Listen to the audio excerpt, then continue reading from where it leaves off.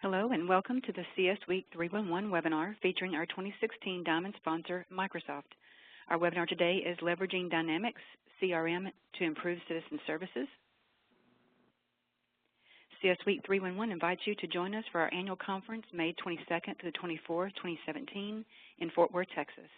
This is a three-day event open to all 311 centers and municipalities with an interest in 311. This conference will be packed with great sessions, information sharing, networking, education, and fun. We'll have registration open later this fall. Please watch our website and our social media channels for those notifications. We invite you to also join the CS Week 311 group on LinkedIn. Here you'll find keep the conversation going with more networking and sharing of industry news and group news. During our presentation, if you have any questions, please upload your questions to the Q&A panel and remember to select all participants so that everyone can see them. We will address these at the end of the presentation where we have allotted time for Q&A. Our speakers today are Jeff Friedman, Director of Modern Government, State and Local Government at Microsoft. We have Lisa Renee Boucher, Account Executive, Public Sector at Adxstudio, and Christopher Larsen, Director of Informatics at the City of Westfield, Indiana. So with that said, it's my pleasure to introduce the team, and Jeff, I'll turn it over to you. Great. Thanks so much, everybody. Thanks for being here, and thanks for the great introduction. So usually I like to sort of start at the top of the funnel, and then we get more granular. But I work for Microsoft and part of a program at Microsoft called CityNext. And CityNext is really all about how do we help cities kind of build a bridge to the future by leveraging technology in intelligent and novel ways. There's sort of three big precepts involved in the program, and it's really everything that we're doing with and for cities as well as everything that our partners are doing with and for cities. And so we have the transform, engage, and accelerate pillars of activity. The transform is all about, how do we really help governments figure out how to leverage technology, how to digitally transform their back office operations. So, financials, work order management systems, HR systems, ERP sort of activities. The engage is really everything, has everything to do with kind of 311 and citizen services. So how do you provide more seamless, intuitive experiences for citizens and for government so that they can transact with, effectuate transactions with, get information from, issue service requests to their government, pay for stuff online, and then how do you make all of that easier to manage, control, track, report on the back end for your government employees. And then the accelerate is really about the CityNext activities that are, they're not really focused on sort of the transactional work with government. It's thinking more broadly and holistically about our relationship with the city and sort of the broader ecosystem. So we have programs, a lot of them come out of two major business groups within Microsoft. One is citizenship, and citizenship has a lot of programs focused on bringing underrepresented groups to awareness of and involvement in STEM activities and careers. So we have things like Youth Spark, and which is a big sort of a convening of young people so that they can learn about and engage in technology. We have DigiGirls and DigiDudes, which is focused on teaching people to code, and a myriad of other programs.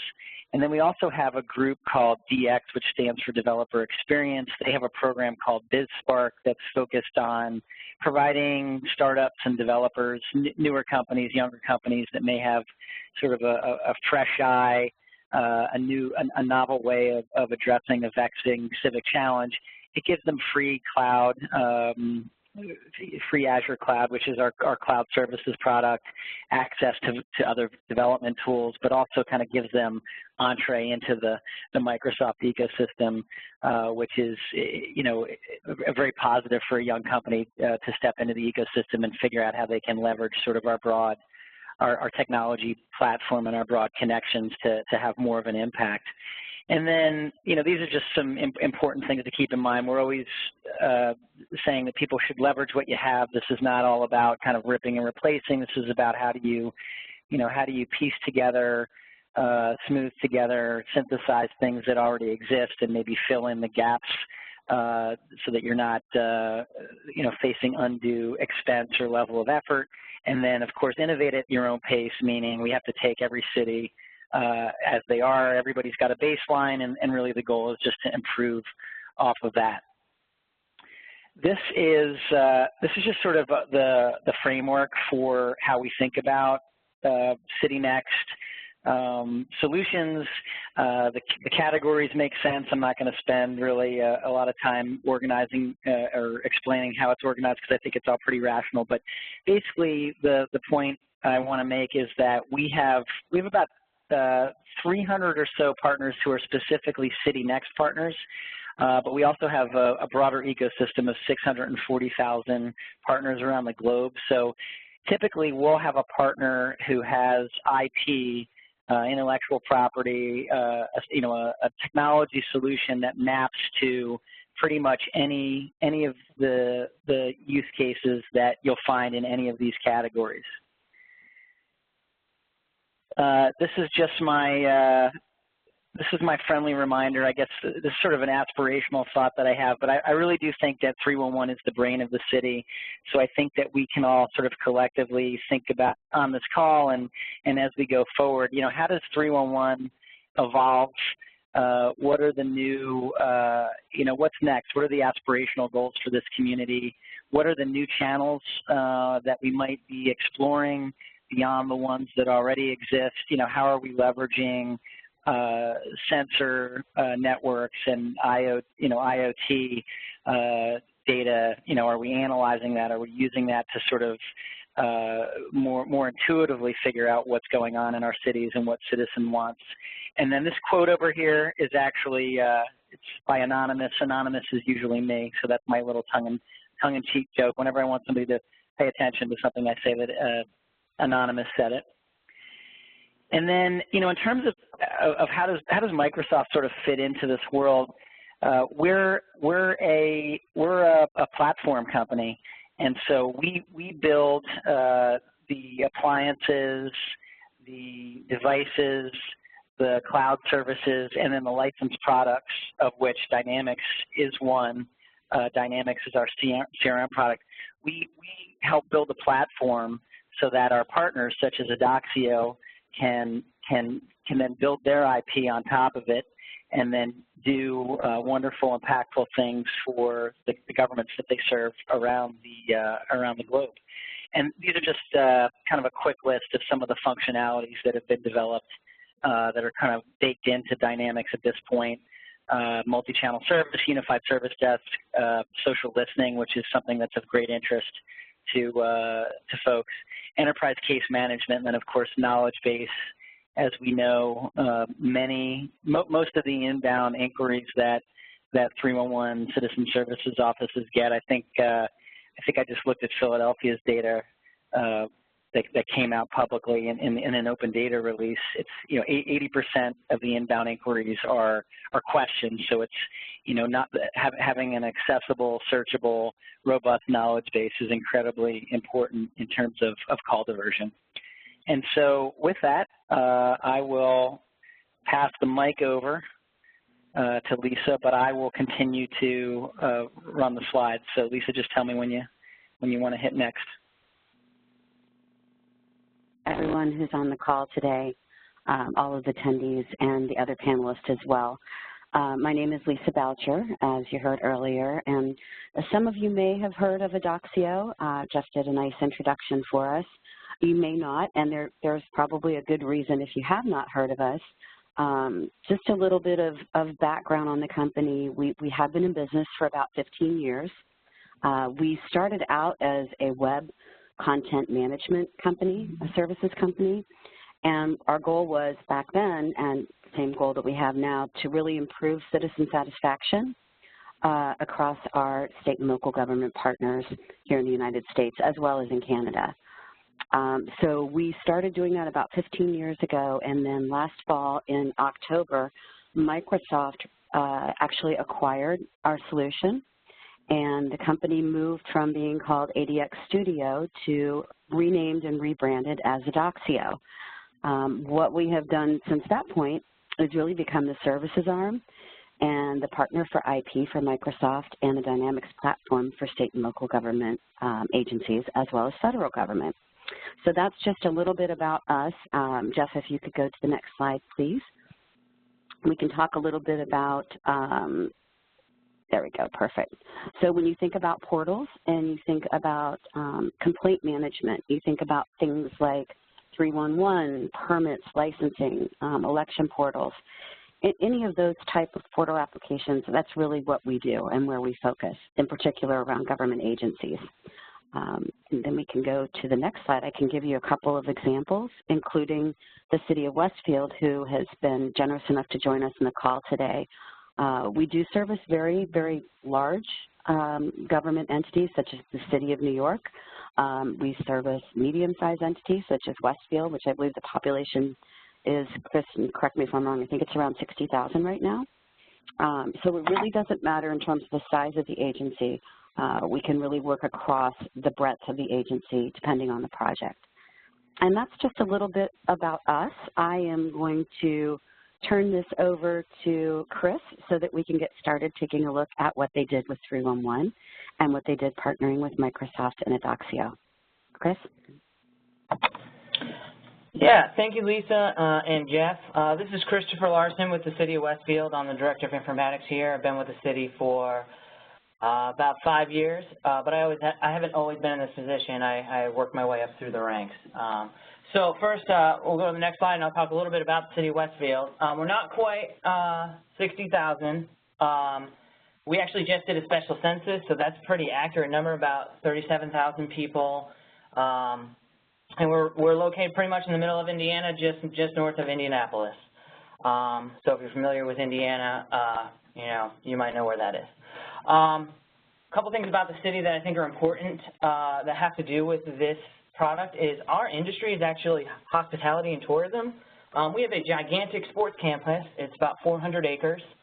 And we have two basic things. We're trying to get people to come here, and then we want to make sure they have a great and wonderful time in Indiana and in Westfield, and also keeping all of our other citizens happy. So when it came to CRM, we looked at our goals. And as you see here, we had employee engagement, enhanced infrastructure, safe city, fiscal responsibility, and excellence in customer relations. And from a 311 standpoint, we didn't have that really at all until we started looking down this path.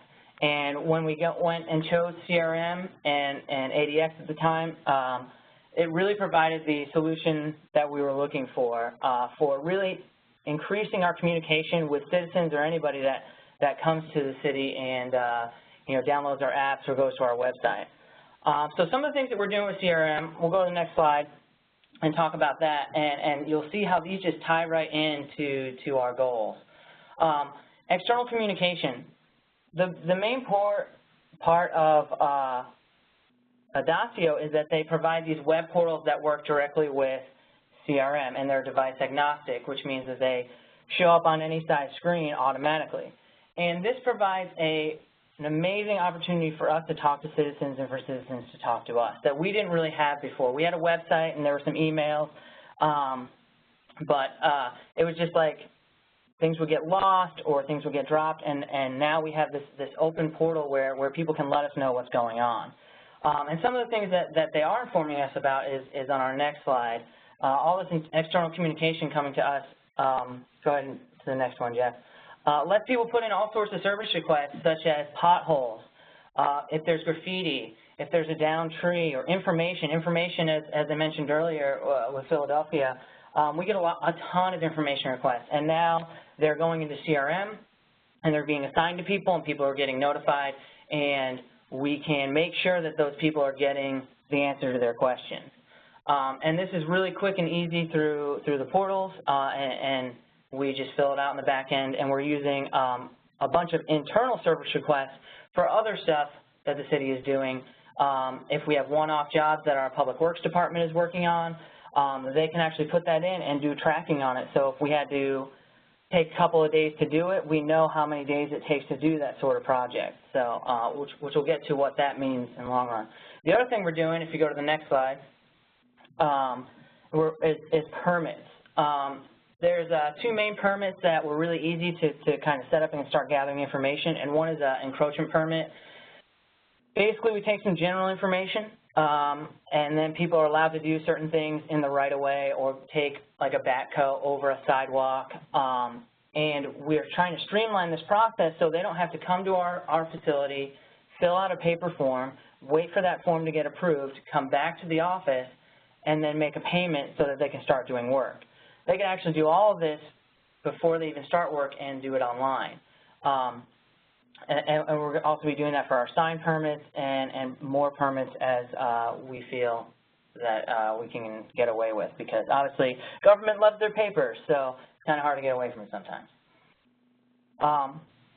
And all of this, we started this external communication where we can do these service requests and we can do these permits, and what it has now reached a point is, to the next slide, is this internal communication. And we are now, whenever a service request comes in, it gets assigned to somebody automatically, an email gets sent, then that person goes into CRM, it gets either reassigned or they can put tasks on it, and the tasks are creating notifications on people's phones or other workflows. And it's also started a lot of additional communication between departments. So I've seen information requests go from one department to the next department with each person, you know, putting in their 2 cents, and now we're all learning about all the arms and parts that are make up certain information requests. And not that we didn't know it before, or we couldn't find out and have one person answer it, but now we get to track this and really have this newfound internal communication we didn't really have before. And I love this little diagram that's on here. The platform is obviously CRM, and it's really increased our reach throughout, not only externally but internally, and there's a lot more people participating, and we're getting more quality results out of the whole thing. So that's pretty much what we're using it for, is service requests and these permits. We've got a lot of other stuff coming down the line that we're implementing and putting out. But we have, you know, our streets crews are out in the field actually completing tickets while they're on the street, and citizens are being notified of that. And their bosses are checking their you know, KPIs or their dashboards, as it would be, of the graphs and whatnot, and seeing that the work is actually getting done. So it's a really powerful tool that we're growing into and learning a ton about, and we find is a huge benefit to us. So next slide. So which of course I mentioned the dashboards. This all leads to analytics. You know, what do the C-level people getting out of this? Well, we're getting a ton of information about how long it takes to do things, what sort of stuff is getting reported, why are stuff not getting reported, and it's setting up all this tracking that's allowing us to ask questions of, hey, is this the right thing to do, or maybe we should change it. One example is we had a bunch of broken sign service requests where they were taking forever. And somebody asked, like, why are those times so long? And they said, well, we're waiting on the sign vendor to make those signs, and they just take a while. And we ended up switching sign vendors because they weren't meeting our time frame for when we wanted to get stop signs repaired or street signs repaired. So it was an executive decision that came off of the analytics that we didn't realize was an issue, because we have one sign guy, and, you know, to him it was just normal course of business. And we'll be getting a lot more of that as we go through. I just got asked today for a report of all the tickets that came from just external users, because we have internal users putting in tickets as well, or service requests. And that's all I have for you right there. It's pretty simple and to the point. The next slide, I think, is just to ask questions. If anybody has questions about our situation or what we're doing or anything like that. Okay. Hey, Chris, this is Jeff. I have a couple questions coming in, so I'll just throw them out there. I guess one question would be why CRM and Adxstudio versus an app? What led you down that path? And I don't know what's the value of I guess responsive web design as opposed to separate app. Yeah, so there was when we went down this path of looking to choose one, there's a number of apps that do 311 with map pinning, and they're nice and they are customizable to an extent, and they're archived, but we felt that it kind of was locking us in, and there were some that would work with our current city app, and we didn't want to have a bunch of different apps that people would have to download if they wanted to interact with the city. With CRM and Adxstudio, because we got the full line of portals and because CRM is so customizable, we can really do anything we want or imagine. Obviously, you know, there's a cost to those customizations. You know, I think that comes and goes. But we know that this allows us to, anything we fathom or think up of how we want to run our business, we can do with those two products. And the apps, we just felt it wasn't going to be there, even though apps are kind of the trend, so to say. You know, oh, just download the app and then you can do it. Well, you can download our app and get straight to WeConnect, which is what we call our portal, through the app and put in a service request and go right back to the app. So it's really nice. Great, right? And it was like you propagate it once and it's available, you know, almost immediately to everybody. So thank you, Chris. So another question from the callers: are you using a knowledge base with script flow for internal users, 311 call takers? We are building out our knowledge base currently. It does come with it, as far as I understand, and it's basically real quick. We're kind of facilitating as like a FAQs. Because this is in our official city website, what we're doing is trying to get a lot of the stuff that are repeat questions, a lot of repeat information, and right now it is being directed towards just 311 users. We're not, or the citizens. We're not using anything internally for people to use. We're small enough that my department can actually handle that whole knowledge base. And then we do have CRM partners for extremely hard questions, and Adxstudio and Microsoft CRM have a ton of knowledge-based stuff that you can reach out to for some of that things. But if you're talking about the built-in knowledge base that you populate with content, we are going to be using that fully as almost like an FAQ. Okay.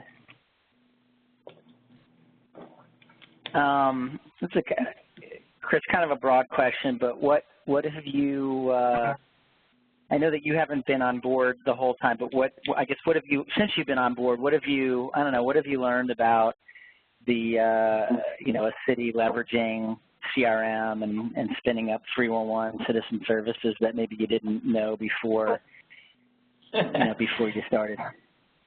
Yeah, so I love talking about this because I think it's a really good thing.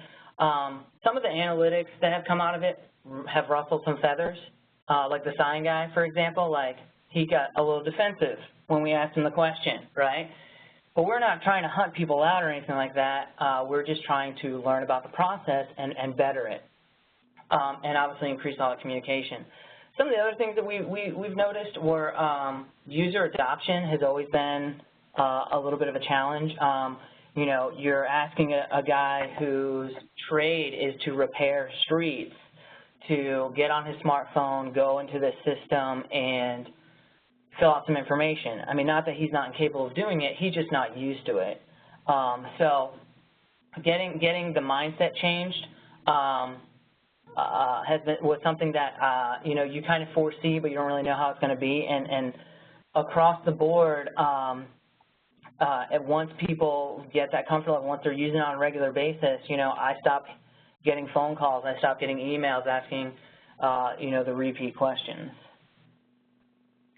Yeah, and is that what, because I'm actually interested in that, and I didn't say this at the top, but my background is that I was part of the 311 implementation in Philadelphia way back in the day, so we did it, I don't know, you know, a generation or two back, but you know, we didn't focus really as much on the internal users. We were really focused on the citizen. So I think is that sort of what prompted the reporting request that you mentioned before about internal versus external? I guess, like, what's the goal there? Are you really trying to get your internal folks to report a preponderance, or just make sure that they're doing, you know, that is part of their normal you know, rhythm of business? I guess what's your goal or your thinking there? Yeah, I mean, to your point, it's very much trying to make it develop the habit of using CRM, so that when information does come from an external, it's not something that's awkward or hard to figure out how to do, because you're in there on a regular basis, and it just becomes part of the everyday. Right. And we found that there's a lot of tasks that our people are doing that we just weren't tracking.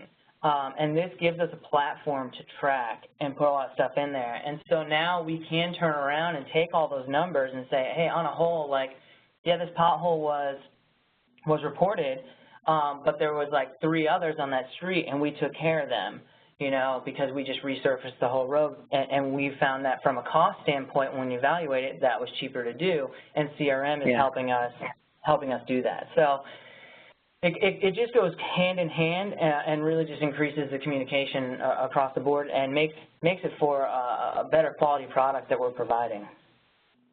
Got it.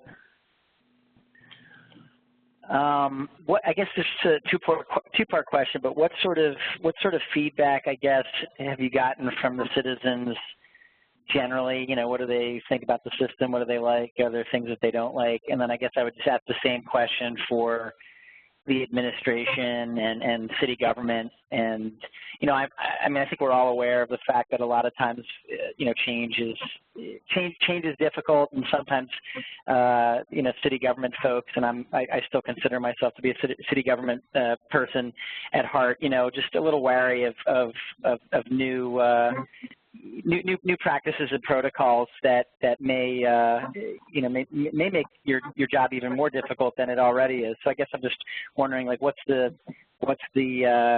reaction been from both your employees as well as the citizenry? Yeah, so from a citizen standpoint, it's actually been a lot of positive feedback, but with everything, there is this, like, you know, you have to get people to use it. And so we have to advertise it a lot, and we're actually going to be starting a pretty big campaign to let people know about it.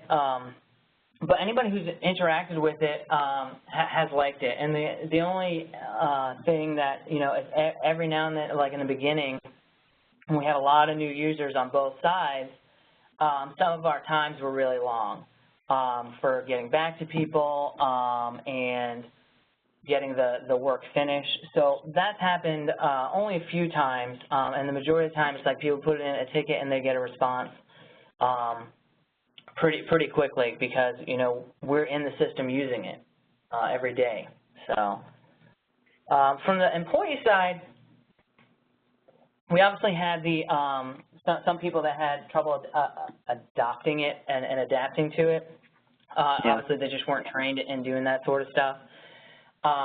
But for the most part, everybody likes it. They really like the idea of this kind of one-stop shop to get things done around the city, especially things that, because that's what we're focused on, things that the citizens see, and the citizens would be worried about. For the most part, like, they want more out of it.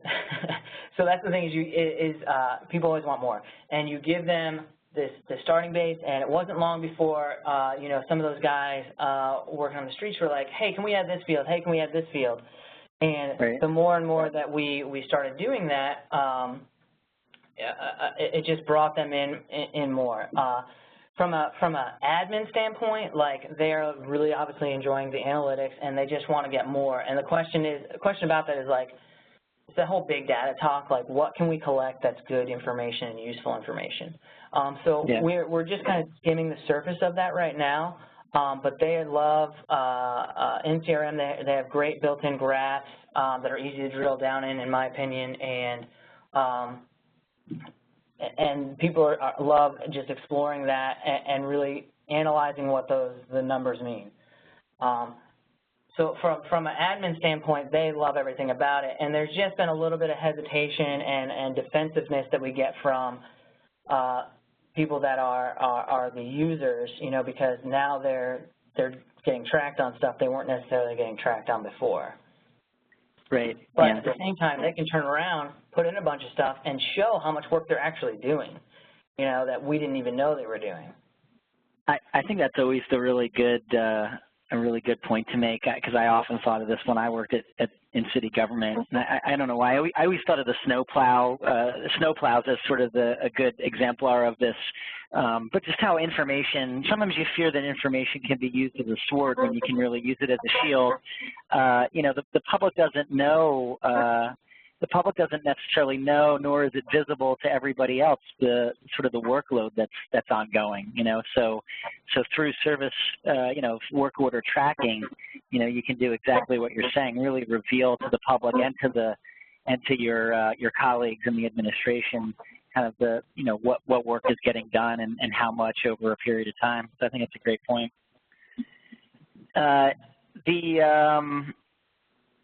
I guess, again, Chris, acknowledging that you weren't around when this thing, I guess you were with the city, but not necessarily involved directly. But I guess one thing, and maybe this is a question for Lisa as well. But what are you finding in terms of and I guess my context is when I did this, it was the old way. So 301 CRM was a lot more expensive, and it was very difficult to implement. It took a long time and a lot of money. How are you having that conversation, or what kind of questions are you getting from people?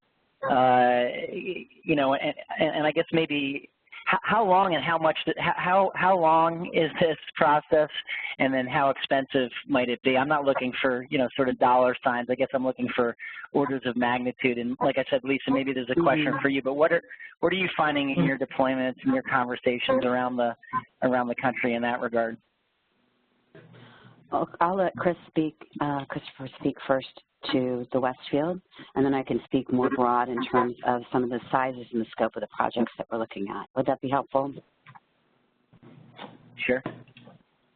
Yeah, I mean, I actually was not involved in those decision making. I mean, I know it was for us, it was a substantial cost to the city.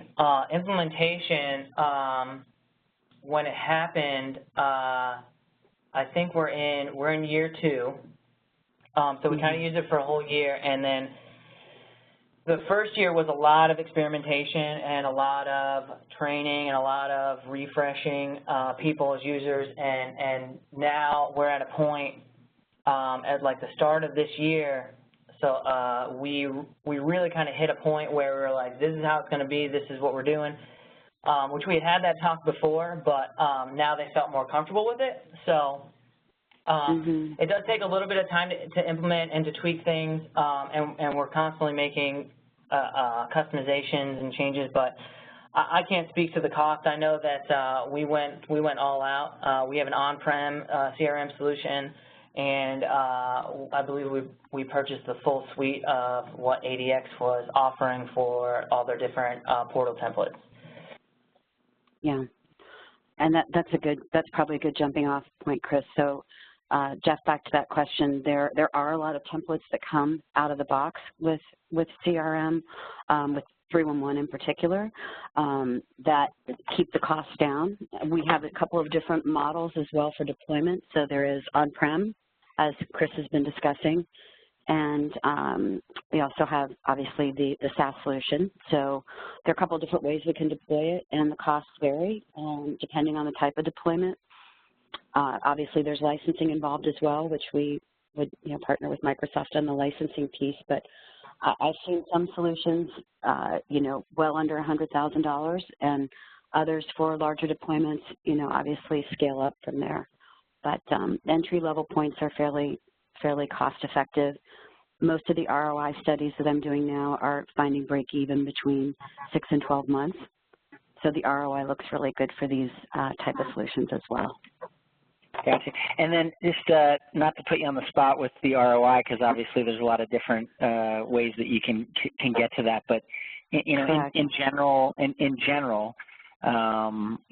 are the general categories of savings that people are exploiting? Is it in personnel or backlog reduction, or an increase in payments? Because they're easier to transact. Like, I guess, do you have a sense of? It depends on the ROI and the use case, obviously, and our quals, but most that I'm seeing are, the biggest ROI are coming from automation. So agencies that weren't automated before. The ones that have been automated, certainly it's more back office, it's more the logs, because the solutions they were using weren't as effective as they had designed them, or they had outgrown the solution. So it's kind of a combination of all of those areas that you shared. But again, the biggest lift is going to come from man hours, from a non-automated solution to what we provide, partnering with Dynamics. Got it. Yeah, I mean, if I could just hop in real quick to kind of talk about some of the things that I've seen taking place since we've implemented. Obviously, we have an increased communication with the public and within our departments. The other thing that we're doing is we don't have to spend as much time making phone calls, or sometimes people print off schedules of jobs. They have that on their phones. So there's a lot of cost there. And when it comes to planning, we actually eliminated a meeting. Public Works used to have a meeting every morning where they talk about all the stuff they're going to do in the day. Well, now what's happening is they evaluate what's in CRM from a ticket standpoint, from potholes or whatever's in there, because we're also using general service requests for the ad hoc work, and they assign those to teams, so the next day when the team comes in, they know what they have to do. So it's really increased our productivity, so they can actually get out into the field faster because they know what trucks they're going to need the next day and things like that. That's great. So it's like it's facilitating work order prioritization and I guess kind of geographic aggregation so that you're able to be more effective and efficient. Yep. And Chris, I guess maybe in terms of like a question about what's next, one of the things that's great about CRM is that it's extensible, and it's while you can leverage it fully for sort of the 3-1 function, you can also map other departmental work order workflows to it and leverage it that way. But I guess I'm just curious in general, where do you see the 311 platform evolving to as you guys dream about what's next? Oh man, do we have big dreams. So a couple of things, right now we are about to build out our building permit system in CRM. It's going to be in the background. It actually won't really use the ADX portals initially. But eventually we plan on it so that people can either upload documents or make payments on building permits through the portal, which would be huge for us because we don't do a lot of credit card payments as a small city. And some of the other things that obviously CRM has built-in customer relations. So we are going to start looking at that for developing leads of potential businesses that want to move to Westfield, but in our economic and community development department, Our Parks Department runs an event almost every month, and it's usually a big event and needs lots of sponsors. So sponsorships, we plan on rolling that out. In the marketing tab, they have the campaigns and the marketing list, and we're currently using those as newsletter lists with another product called Click Dimensions. And that lets us create all sorts of templates and things like that. I didn't talk about it in my presentation because we're just scratching the surface. We have like 2 newsletters. Okay. And but we're starting to get tracking on that and whatnot. So eventually we plan on having a little bit more of in-city inspections going in there, tagging onto the building permits, equipment maintenance, and even some capital projects. We plan on building those out hopefully a little bit more as we build out into CRM. That's fantastic.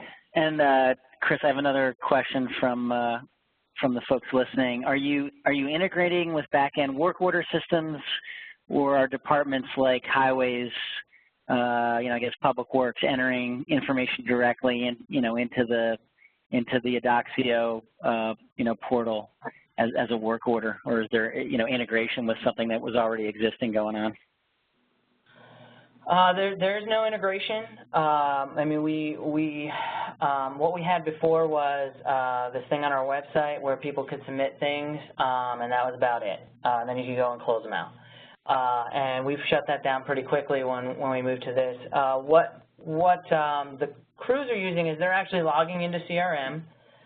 We have an external facing page that they can get into to CRM, and then they can enter the tickets in there. And obviously the information is the same that's on the portal as well as in CRM. They're the same entity. The portal is just a forward-facing version of it. So right. They aren't going to Adxstudio portal and entering information. They're doing it more as an internal basis. Got it. But they could use it, and actually we encourage our employees, if they are driving around and it's not their department, to go through the portal and just enter it because it's quick and easy. Right. But yeah, for the most part, it's an internal function.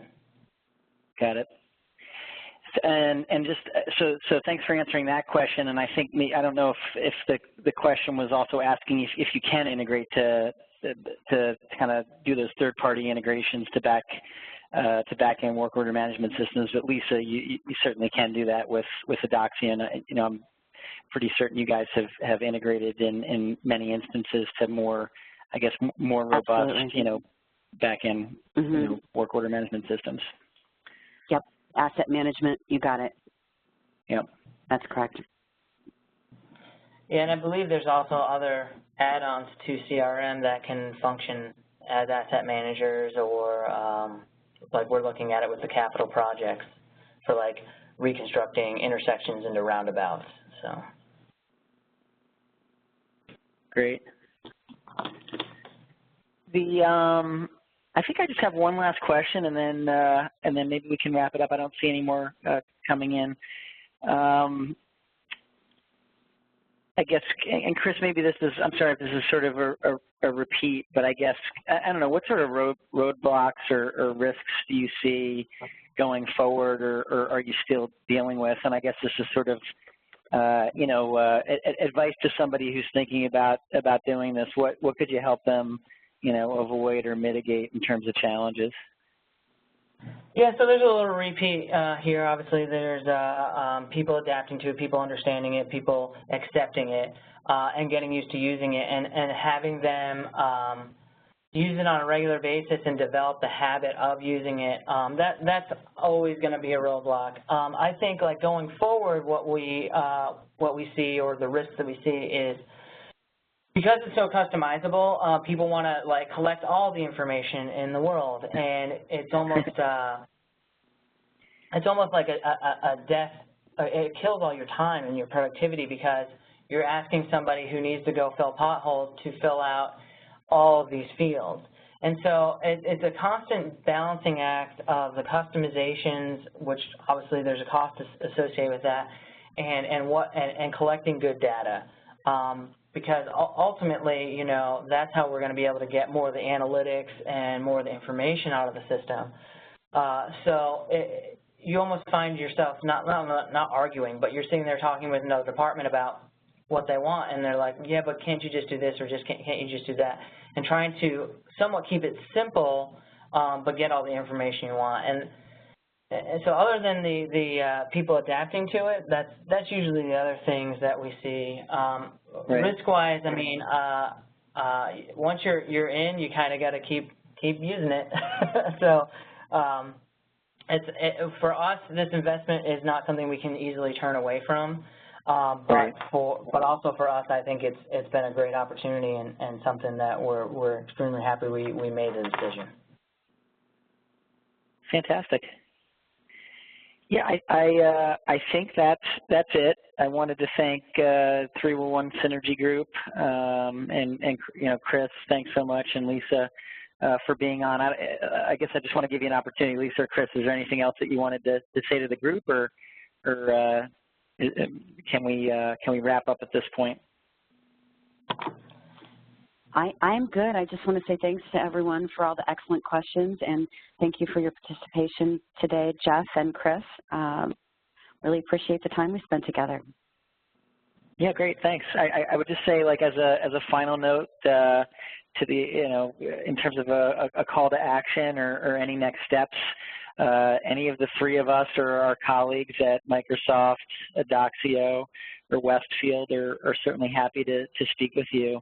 Answer any questions you might have. We're always interested to you know, to do online demos, to come out on site if that's you know, appropriate and warranted. Have conversations, and we're also happy to connect you with other peers who are leveraging Dynamics around the country so that you can learn from them as well.